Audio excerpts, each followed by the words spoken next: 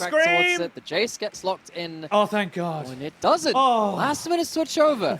So Vader's out with that one. So it's going to be the Sejuani locked in for Tian, who has been the engaging threat so far. It does mean that LNG can go towards the Jayce themselves. Scout is one of the best Jayces in the world in the LPL. He has done some incredible work on this pick throughout the entirety of the year, right the way through spring as well. It felt like LNG were one of the first teams to pick up Jayce Maokai as a combination. Of course, the Maokai is banned away in this one. It does, however, mean that Rookie gets to see the mid lane matchup and does get to lock in that Azir himself.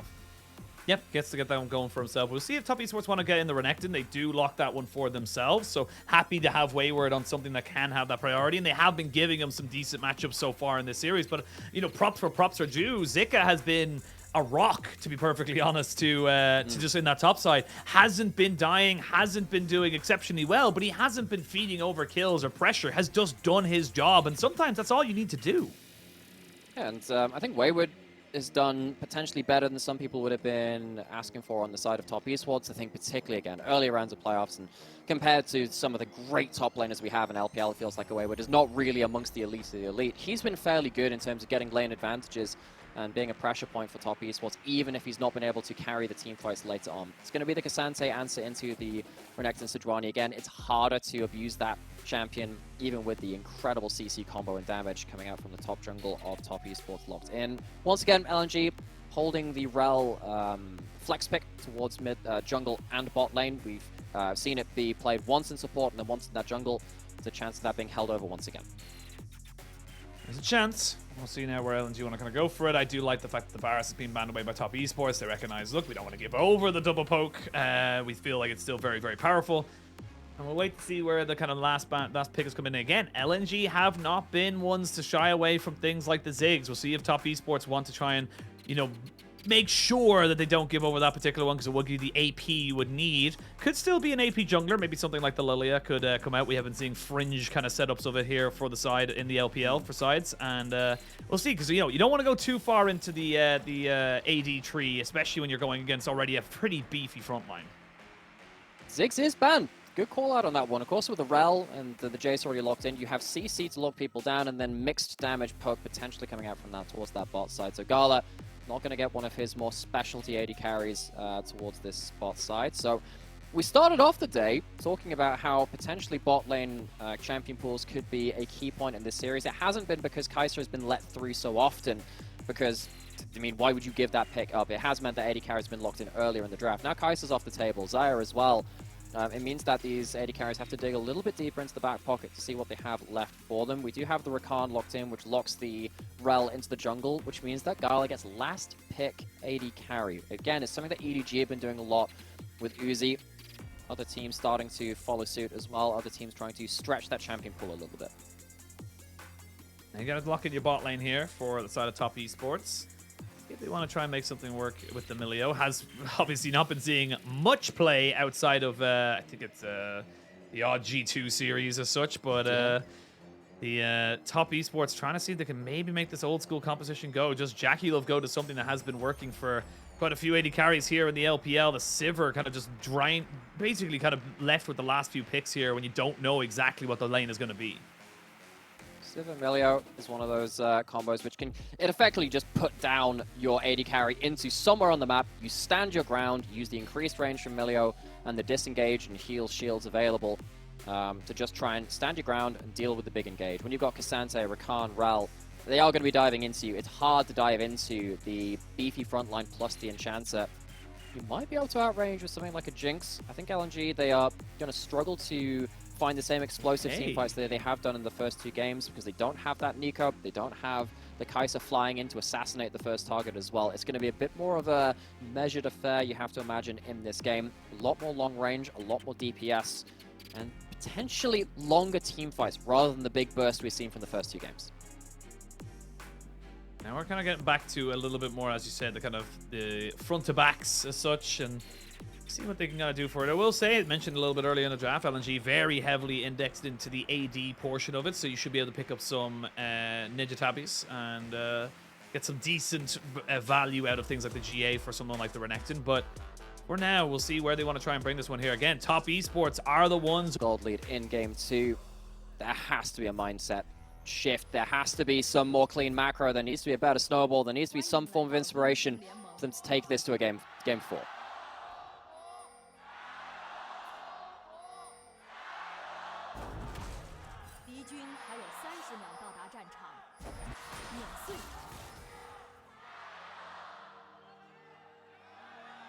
Jayo's roar. You can hear a couple of little tentative Jayos there as well, as they kind of went like, Jayo, are we cool? Are we getting there? Tarzan? LGD, is that what we're doing now? Is that you? Is that you? Tarzan Tian is around, but yeah. Oh, he walked away. Tarzan's going to be able to get up on top of Wayward now. Wayward's going to have to either flash or use slice and dice. And that is the question now. We come into this one here. He is going to get knocked back just a little bit. 1 or 2 more Qs should be fine. Does get hit by an accelerated shock blast. They won't get the knockback, but the crash down is good. Now they jump in with the hammer. He tries to slice and dice himself away and should be able to keep his life. No summoners burned by either side, but now Wayward finds himself resetting very early on. Not going to be able to try and get priority in this lane super early. And one of the big things from Game 2, which allowed top Esports to get that big advantage, was Wayward playing the early levels really well to kind of force Zika under turret. He froze it outside of his tower, roamed mid, and then got a kill towards top side anyway. Starting E level 1, being forced to blow your teleport very early on as well, it's going to make that early lane dominance from Renekton harder to achieve and harder to get the most out of it. So that's a victory from LNG. They're still going to get themselves onto their jungle player in good time. They're going to see Tian has started on Wolves. They'll have information on his jungle pathing, and that, of course, was something that they avoided in Game 2 as well. LNG feels like they've got themselves a much better start than they did in the previous game.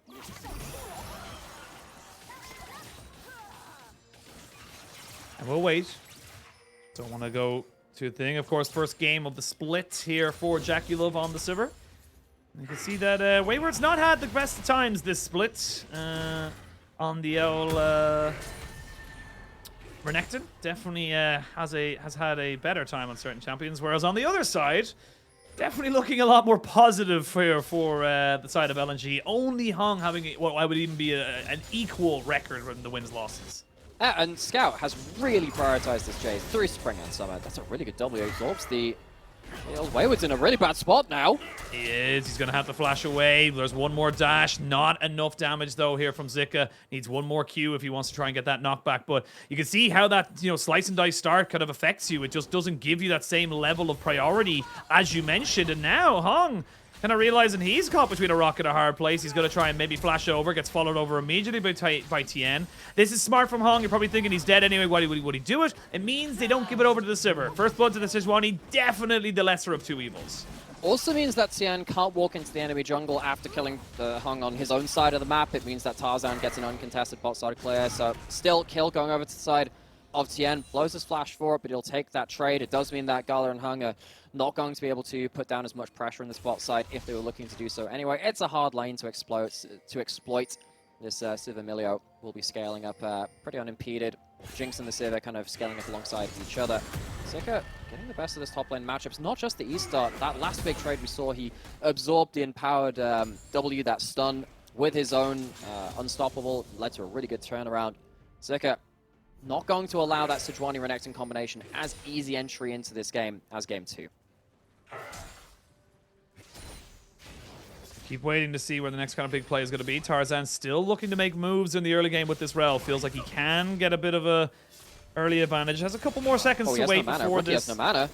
Yeah, Rookie has no mana. Flash in, knock back. They're going to try and burst him out. Flash away by Rookie keeps him alive, but flash for flash, Tarzan will take that trade any day of the week.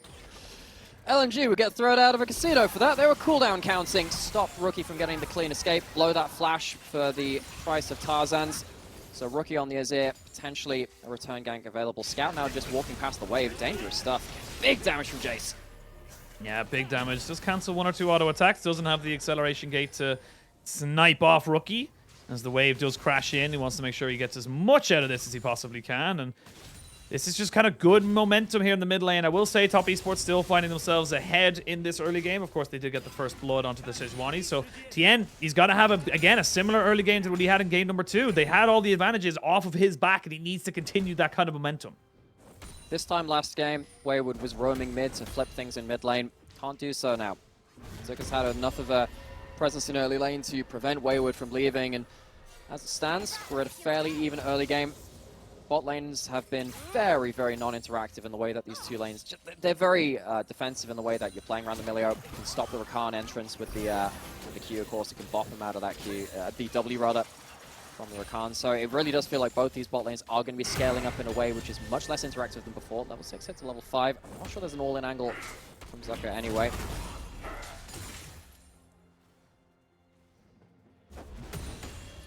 And we'll wait.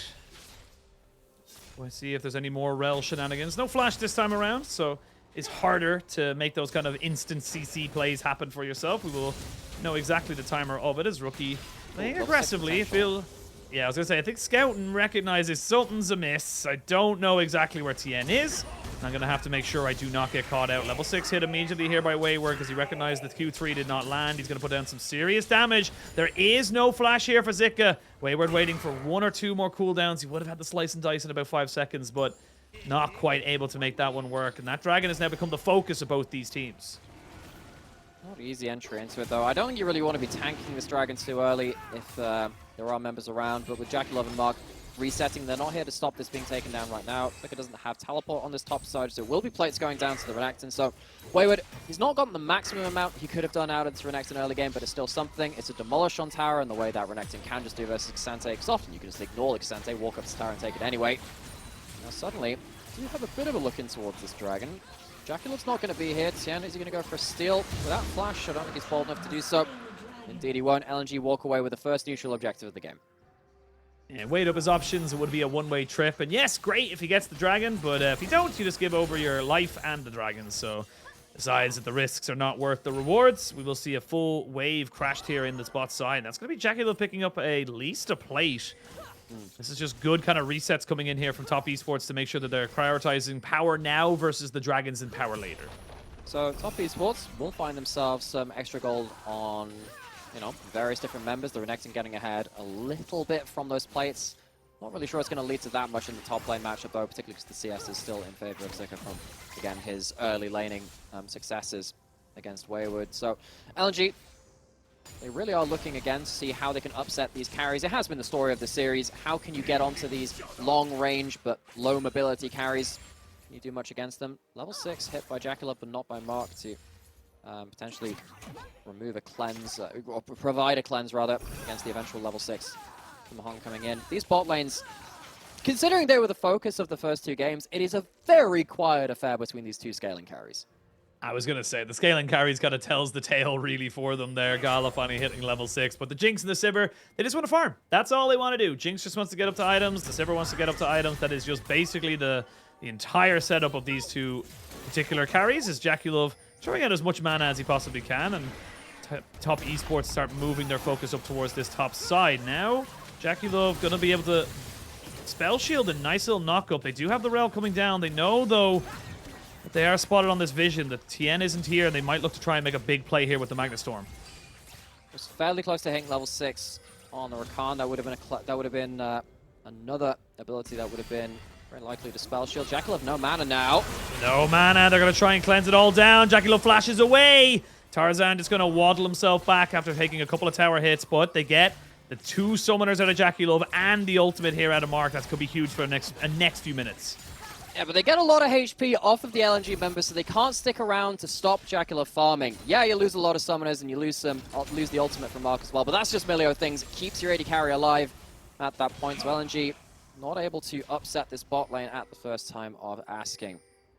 Herald in the inventory of Tian, interested to see what he does with that one. It has felt like as the meta has evolved between spring and summer, it feels like more often than not we're seeing typically 2 Heralds shoved into the mid turret to try and take that mid lane turret free, given the amount of wave clear in the game, especially when Static Shift came into the meta as well. Felt like it was so hard to take the mid lane turret naturally. You just have to throw both Heralds into it if you can at all possible. So Tian likely to throw that towards Rookie if he can. Have to see where he moves about the map to stop LNG from defending that charge. Again, starting to feel eerily similar to game number 1, where top esports were the ones picking up the early Herald, but the Dragons went to LNG. Scaling pretty even, if I'm being totally honest, between these 2 sides. The Jayce definitely no slouch in that late game, especially with that poke coming out here eventually. We saw it in game number 2 from Rookie, but for now, Both teams very happy just ping-ponging the waves. You do have the Sunfire Aegis finished up here for Tian as his first item. We'll wait to see what kind of happens. Right now, it's just kind of a waiting game between the Dragons and the Rift Heralds. Yep, the Sunfire for Tian, of course, helps you with the clear speed, but just keep an eye on the items for the tanks this game. We didn't really have to do the same in previous games because it was more about whether the backline would survive. In this game, because you have a full physical damage composition from LNG, if Sejuani or Renekton get to big items early, LNG are going to really struggle to take even front to backs, particularly if Rookie starts to put out big DPS as well as basically the only magic damage available in this entire game. If it goes front to back, you have to favor top esports. If it goes to backline killing, though, LNG have shown a lot of proficiency at that, particularly with Scout getting to the backline with Nico in previous games. It's not going to be nearly as easy to do that in Game 3. Thing we haven't really had a chance to talk about has been Scout on this Jayce. Picked up a pentakill, his first in his career earlier this split in the regular season. And has really, as you mentioned, made a name for himself on this particular champion. It seems to be a big fear of top esports to let that champion go over to him. So we'll see if those fears are founded or not.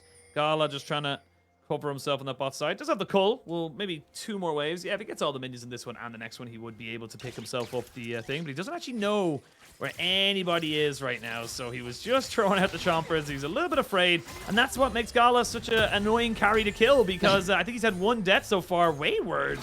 That is not the trade that you need. And that is... Yeah. I mean, 3 tower hits is not proxying. He's gonna have to reset. No, what that is proxying with style. He has dominance. You know, he knows that if Zika walks at him, he pops dominance and he still probably wins the trade. That's just Renekton things. Dragon has spawned anyway. He doesn't want to give any reprieve to Zika in this top side at all. Tarzan doesn't have flash for this play. If it did come to a big engage, doesn't feel like LNG would like to overforce that engage. They really need to try and find someone out of position. Tian still have that Herald to throw down as well. Tian's waited a while. He sat on that. See if he can throw that into one of these turrets. He'd love to put that into mid lane if at all possible. But I don't know how much time's left on it, actually, thinking about it.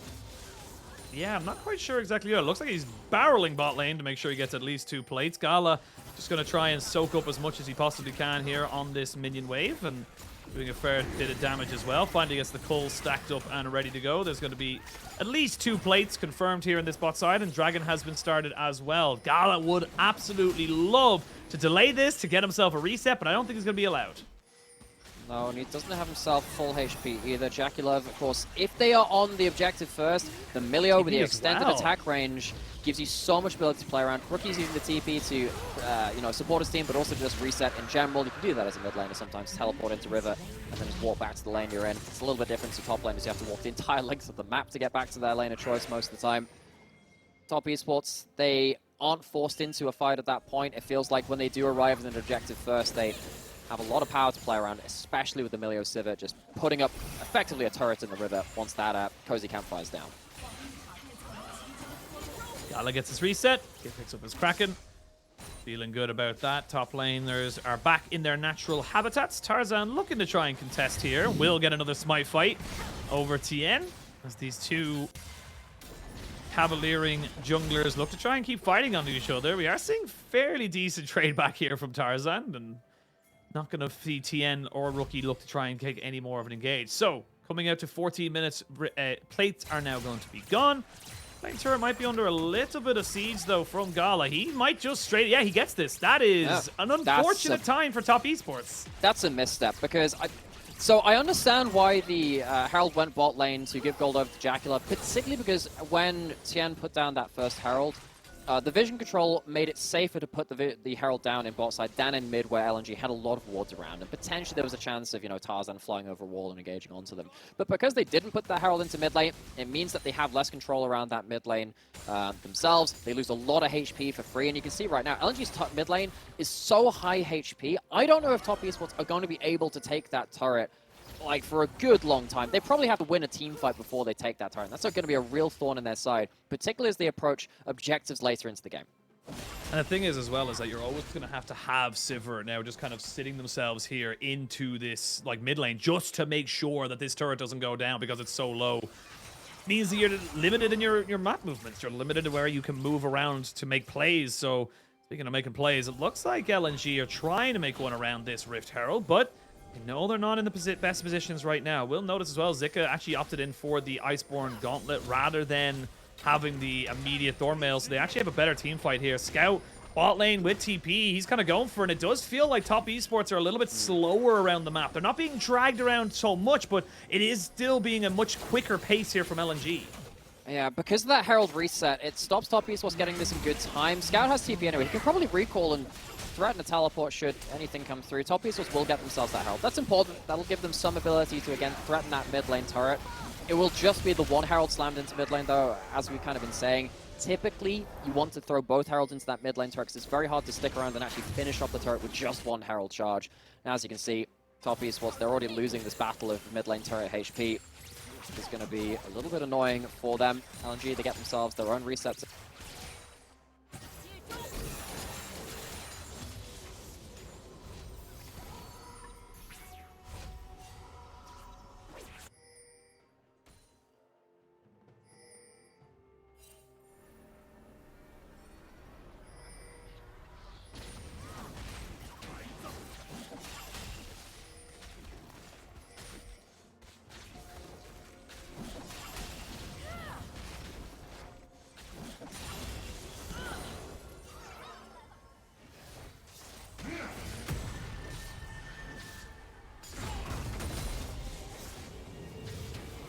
To happen because there are so many flashes available that you absolutely know there is a chance of the one explosive team fight that could absolutely blow up in the game. It's very even gold.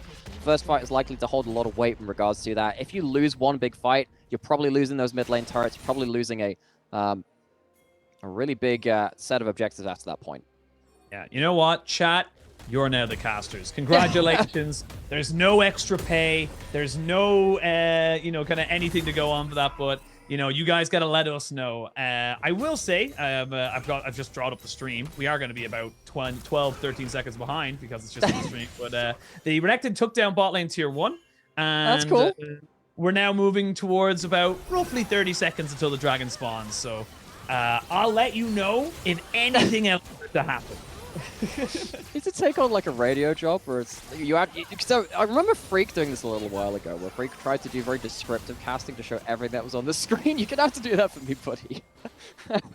Yeah, I mean, I'm trying my hardest, but I am very far behind in this kind of setup right now, so do bear with us if we do end up kind of go for it. But of course, you know, looking into this one here, it does feel like with a Dragon Apiece, we can be a bit more holistic and a bit more kind of overarching. With a Dragon Apiece, this feels like an important one as well. Not only that, but it's a Mountain Dragon Soul. Yeah. So this is a huge moment here for either side, more even specifically for top esports, because having those extra resistances and shields building up for your tanky team to deal with this full AD comp can be, you know, just so huge.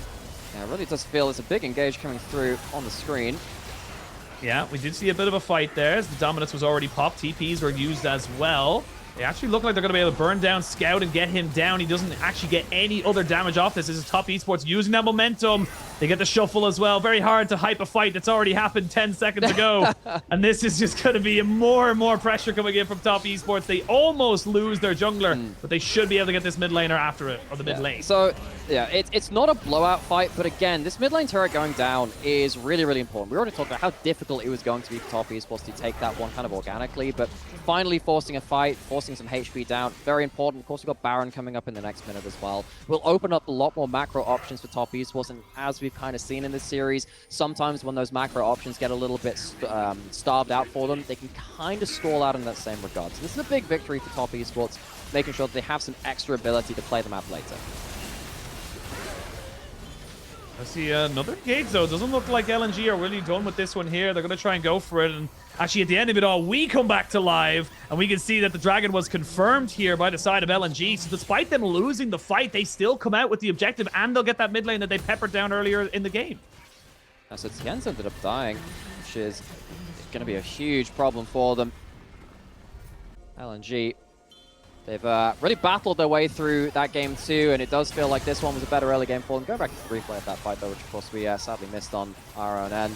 JackeyLove kind of forced back very early. Scout on this Jayce, being a consistent point of power, but just goes a little too deep this time. Doesn't have the support to go even further. If he was doing it on a Nico, it's a little bit different to doing that on the Jayce. But even then, manages to of course, the rest of the team doesn't go down into the pit with him, luckily. You see them all coming in now.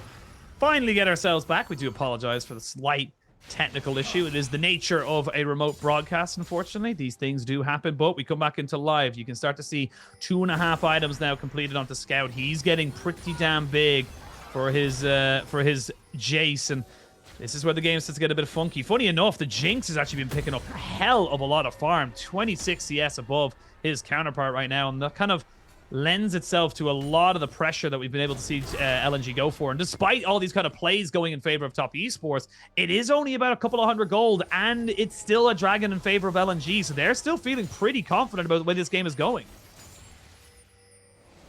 Have ourselves, of course, now the threat of that Baron looming over the head of everyone. It's still very even in gold. The problem is, when it's even in gold, it does feel like LNG... Oh, that's a great Shock Blast. I was about to say, it's very hard for LNG to actually kill the tanks. You land Shock Blast like that on the backline, though, it really changes the equation. Rookie couldn't do that on his game on Jayce, particularly in that game too. It felt like he was just throwing shots into that front line. Scout, if he manages to get damage into that backline, that could be a real green light for LNG to go.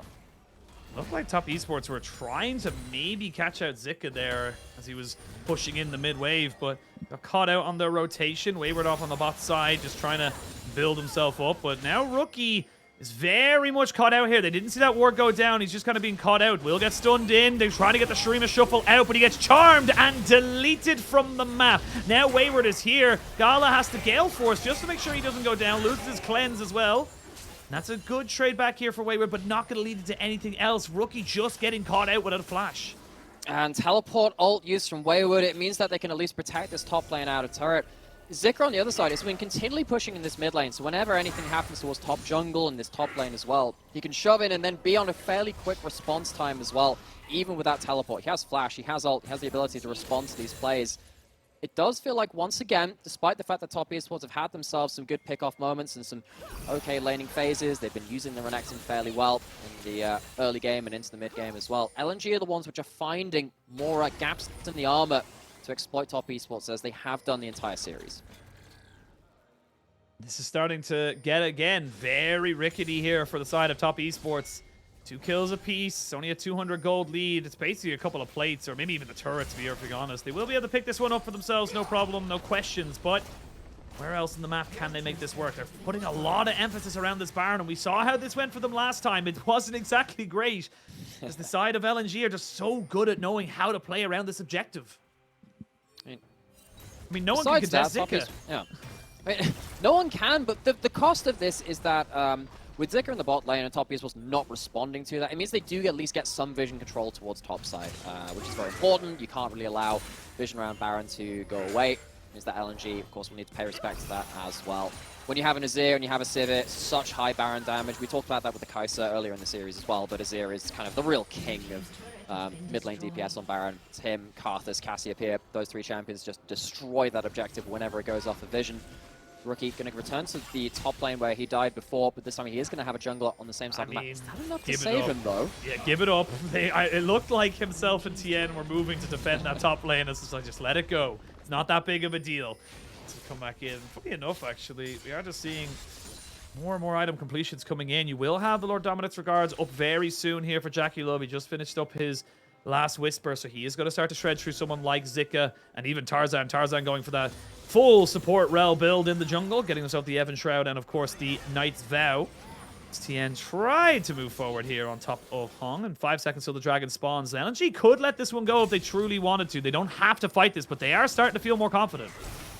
Feels like Zika's the one who has real options in this fight in terms of how he engages. He had the ability to go down towards the bottom side of the map, maybe wrap around the back of the dragon pit, look for an inventive flank. Instead, it's going to be Hung, which is going to do that instead. He will walk over a control ward, goes around the back of that Baron pit.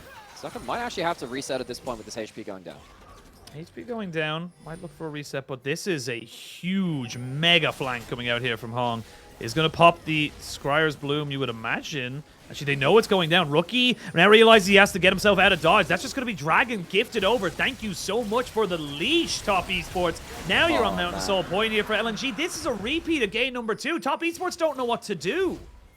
There are some real gaps in top esports macro here. It feels like when they know they need to play around a certain objective, but they're really struggling to kind of put the enemy team into a position where they don't have options to respond. They had positioning over the Baron, over the Dragon at different points, but it feels like LNG, they slipped the net a number of times, and with Shock Blast importantly landing like this. Again, Scout is doing on Jayce what Rookie couldn't in the game before. He's getting huge value, landing these Shock Blasts onto the backline. It's buying space in these objective back and forth for LNG to get there first and to finally sneak them out from under top esports nose.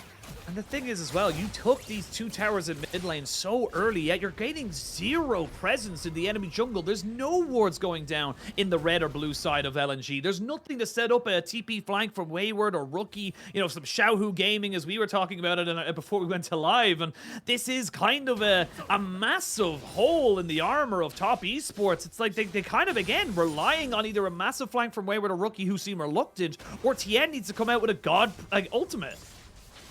And now, like, the implications of this are 2 Mountain Dragons, which could have been taken by top esports and buffed up their frontline against the entirely physical composition from LNG. That could have been such a big amount of combat steroids put into their back pocket. That's not going to be the case. LNG, they're going to have the stronger frontline. They're going to have a bit more ability to shrug off burst and poke and all that damage, which top esports will be looking to return in kind. And it feels like even with the even gold, it's no advantage to either team. It's completely even. LNG are the ones which consistently finding extra wins where they maybe shouldn't be.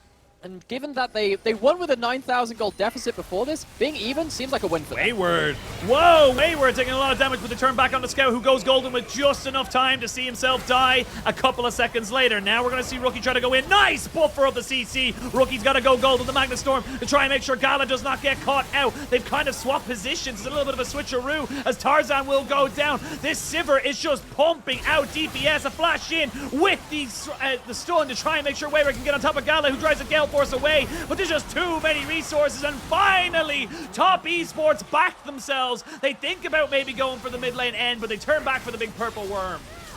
JackeyLove has entered the building. LNG, despite the fact that they'd won a lot of these kind of fencing matches around these objectives, they fall apart around the Baron, and what was an even gold situation in this game is going to blow out to a huge advantage for top esports. A clean ace will stop blowing up in this game and give top esports some hope in this series. It had felt so dire for them after that second game loss from such an advantage. It starts with Scout getting too ambitious here. Honestly, he's just way too aggressive with where he is in regards to his team. There's no one peeling for him as he comes out of that stasis, and he's only on about 100 HP anyway. So Scout, a rare mistake from him in this series. He's had a large amount of value on this Jayce in the game 3 as well.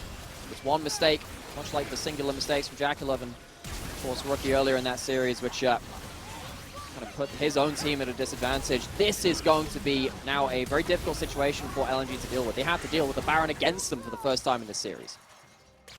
And look, those stopwatches were so key. Full value there for Wayward and Rookie. But I mean, apart from Mark, everyone used every summoner. They had to. They had to use those summoners. You can see Sivir, JackeyLove just pumping out damage here on this pick right now. Has got himself a fully fished up Lord Dominic's Regard. Will pop down the Streamer's Legacy. Scout pushing this top side. So they've traded 1-for-1 so far in terms of the turret trade. But I mean, this is going to be a pretty easy take of the tower. As you can see, the Sivir just constantly putting in poke here with these Boomerang Blades. Hung threatening, but I mean, if they keep trading this isn't bad unless you trade your Nexus. That's bad. So right now it's going to be an inhibitor. And they're still pushing forward here. Lord Dominic's Regard has been finished up. Okay. They're looking for the Nexus turrets, but this is still risky. You got a minute and a half. As Hung hit by the ricochet, and he goes down. Wayward trying to fight Scout, as now it's a 3v4 in the base. Scout needs to kill Wayward and get back to his base, otherwise they're going to lose. Scout dies. Wait, Scout did die! How did Scout die? I'm not even quite sure. I'm not quite sure why we're looking at that now. A TP can come in. Tarzan will be going down. And this looks like it's finally top esports coming to life in this series. They will be not swept under the rug. LNG will finally taste defeat for the first time in this series. And top esports, they will be breathing a heavy sigh of relief. What a bizarre ending to Game 3 of this series. LNG, they held things even, and then Scout oversteps around Baron, and then things just completely fall apart. Things go off the rails. JackeyLove on the Sivir, it felt like they just hit critical mass and then ran over the side of LNG. I don't think the cross map when the Baron buff is up is that strange to do. A lot of the time in the LPL, when you see the the Baron get taken for the first time, you will have someone sat in a side lane, at least trading a turret, particularly if you're going to lose a turret anyway. You may as well trade it for something. But they completely misjudge the situation. Hung, as you said, eats a ricochet, gets completely blasted, and suddenly LNG, they lose their minds and they fail on both sides of the map. Yeah, I think that's the best way to look at it, is just they kind of overloaded themselves. I didn't mind Scout kind of going for that trade, get the goal back, keep the pressure going, but then as soon as Hung goes down, it's kind of, oh, hang on, we actually can't even threaten and engage. We can't even threaten a team fight 4v4 in this situation. And then Scout falls, it all falls apart. Great to see Top Esports bounce back. It was starting to look a little dicey, but that one big team fight around the Baron just showed that these guys have got the potential to make these big plays. And I think in particular, now looking at it again with the benefit of hindsight, having a stable bot lane really helps for sure. Top Esports. Because we saw, Gala's Kai'Sa, the Kai'Sa wasn't necessarily what won them the game in its entirety, particularly when you had Scout on the Nico threatening the backline so much. I think that was probably a bigger impact, and that's why he walked away. Both of the backline engagers walked away with MVPs in Game 1 and Game 2 for LNG. The Kai'Sa was insult to injury, and Gala did very well at cleaning up, and it added volatility into that bot lane. Either way, you look at this game, what's realistically threatening the Sivir? It's an occasional shock blast coming in from Scout, and that was about it. Basically, nothing else threatened the Sivir the entirety of that game. So now suddenly, LNG have a couple of issues now going into the next game, thinking, okay, how do we recreate what we did from the first two games and stop JackeyLove having this really stable, easy to play out teamfight composition where you can stand at range, have the increased range from MIlio, and take over the game? Thing is, though, coming into this next game will be the fourth one of this series, of course. LNG could opt for blue. They could turn around and say, look, you now have to ban the Kai'Sa. You need to ban all of these different things, the Xayah as well. Things that can do exceptionally well when left alone. And as he said, for JackeyLove finally getting himself a stable, safe pick, working with the Enchanter of Mark on this MIlio to make it work for his team. And I mean, look, it did exceptionally well. They got the early game. They were able to kind of keep it even. It was definitely looking shaky with those dragons going over in favor of LNG. But finally, they backed themselves. They wanted to take a fight, and they took it, and they did it beautifully. And the fact that